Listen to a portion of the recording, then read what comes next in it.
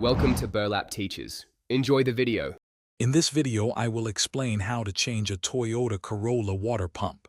First, prioritize safety by disconnecting your car's negative battery terminal. This prevents accidental electrical shorts. Next, make sure your engine is completely cool to avoid burns from hot coolant. Finally, gather all the tools and the new water pump you'll need for the job. Now, let's get to work. Begin by placing a drain pan under your radiator and opening the drain valve to collect the old coolant. Once drained, you'll need to remove any belts, hoses, or other parts that are in the way of the water pump. Finally, carefully unbolt and remove the old water pump from its mounting surface. With the old pump out, it's time for the new one. First, thoroughly clean the engine block's mounting surface to ensure a good seal.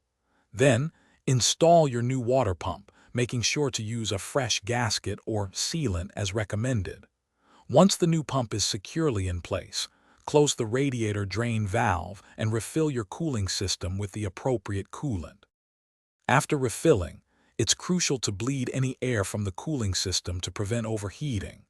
Run the engine with the heater on high until it reaches operating temperature, then check for any leaks around the new water pump.